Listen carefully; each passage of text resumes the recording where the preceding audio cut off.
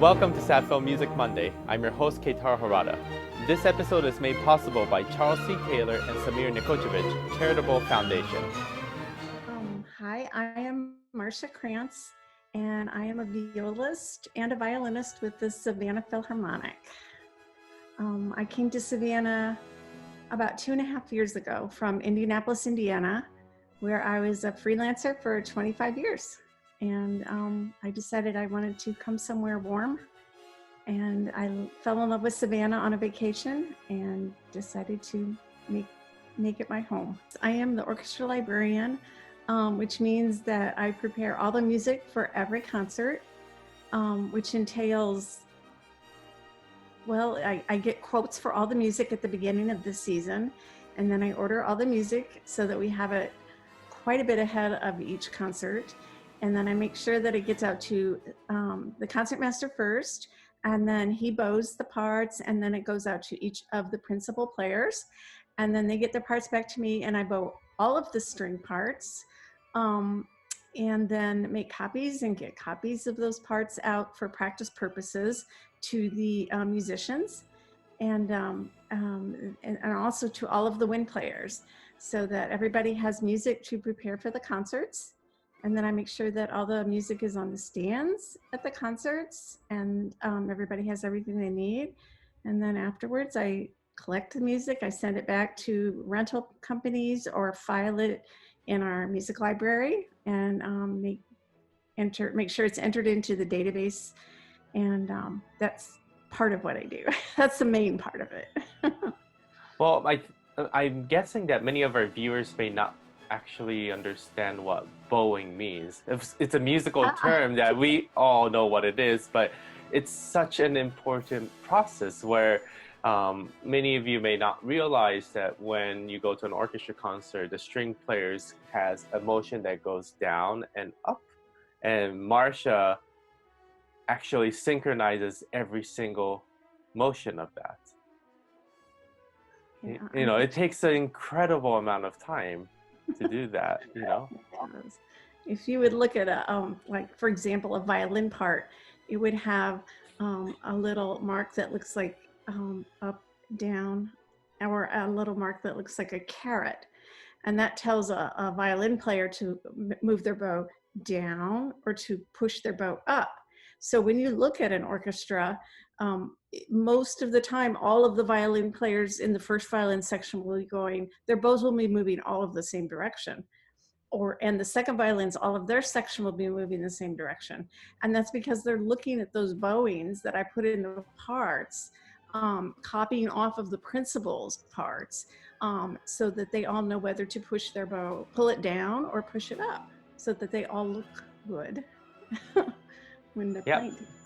And then it's one of those process that first the idea comes from the conductor, it gets translated to the principal players, and then there's a discussion there. And whenever we are in rehearsal, you always hear the pencil and the eraser on the music stand a lot, because in the midst of the rehearsal, I would say, oh, can you change that bowing to up, for example, which sounds completely different than down. Mm-hmm. Yeah, it makes a world of a difference.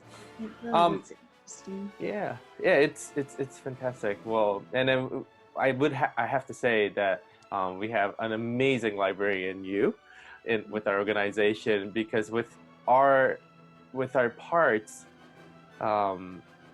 you just never know when there is a mistake, and you go through it so thoroughly, and so that we don't waste rehearsal time fixing mistakes when we have such limited time together before a concert. So thank you so much. How are you spending your time during this quarantine days? Well, I'm actually already preparing for next season. I've got music in piles here, ready for, I've already pulled for the music library, and am getting ready to send out for Sinisha, our concertmaster, to look at, to see if he approves those bowings that are already in the music, or if he'd like to make changes. So we're going to get started on next season right away. So I'm already starting looking into that music for next season. And that's what I'm doing some of my time as. And I'm also, well, one of the things I'm doing is practicing a lot, because oftentimes during the season, we all have several things we do, but we don't have a lot of time to practice. And then I'm also taking time. The fun thing I'm doing is brushing up on my piano skills. I used to be excellent. pretty good pianist. So, it's fun to pull out those things you haven't done for a while and brush up on those skills. So I'm enjoying that. Wonderful. Any particular concert you're looking forward to next season? Yes. I'm most excited. There's many things I'm excited about for next season, but I'm most excited about the opening concert because, I mean, having our concertmaster, Sinisa Zarek, playing the Sibelius is going to be so exciting. That's such a wonderful work for violin, so difficult and yet so beautiful musically. And I'm really looking forward to hearing him perform that and performing it with him, making that music with him. And then the Shostakovich Five. I mean, whenever you say Shostakovich Five to so many musicians and conductors, I'm sure it's just like, oh, wow. That's one of the pieces that I think most musicians look forward to playing, and we've all played it several times, but every time you play it with a different group of musicians and a different conductor, it becomes a different thing. And I cannot wait to play that with Savannah musicians and with UK, because it's going to be something completely different. And people, if you know the background, and there'll be program notes on the concert, it was written by Shostakovich when Stalin was in power, and the Allegretto, the second movement, has a mad carnival sound to it, I feel like, and that's my favorite movement. And then the last movement, it was kind of a Stalin probably interpreted as a tribute to himself, when Shostakovich probably meant it as a triumph to the human spirit. And it's just such a fabulous piece. I can't wait for that first concert. Why do you love playing with Sad Phil? The musicians are a big part of it, and the audience and the people behind it are the other part. You get to see all. Yeah. Because you're on staff, you're part of the orchestra, and yeah, you get to see the big picture, don't you? The entire picture from the beginning to the end.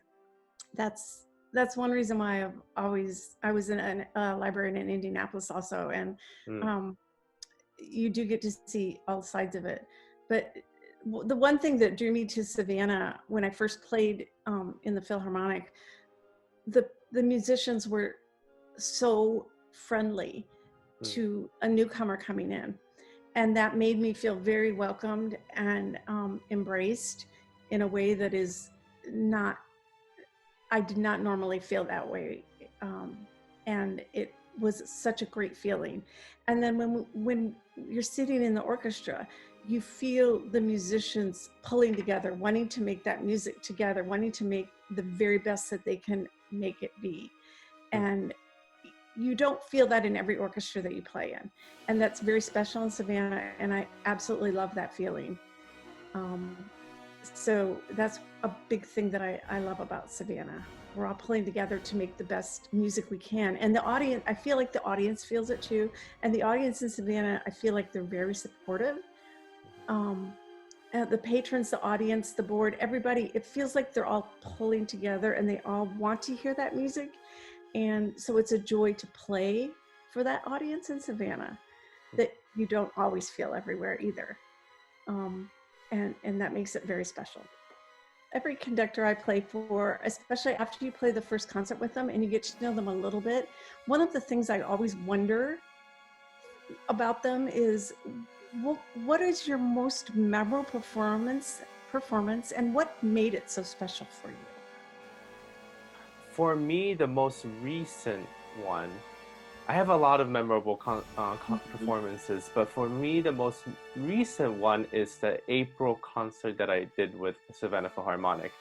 And there's a lot of factors that go into it, but for me to be on stage with Marcus Roberts was a complete Mhm. dream come true. I have always loved his musicianship and what he does for the music community. And when the opportunity came where I found out that I was invited to Savannah and the soloist was Marcus and his sextet, I thought, oh my gosh, this is amazing. I cannot wait for him. So there was already a lot of built-in emotion and excitement coming into that concert. And then, of course, then coming to Savannah, meeting the musicians of the Philharmonic, and immediately from the rehearsal, feeling something that was a chemistry that it's impossible to describe it in words, but just knowing that there's something special that the Philharmonic and I can do, which led to now makes it a memorable concert for me. That's great. Yeah, we could feel that too. There was something special there, and that made it very exciting. And Marcus Roberts was fantastic. It was very Yeah, exciting. indeed. Thank you for watching the interview.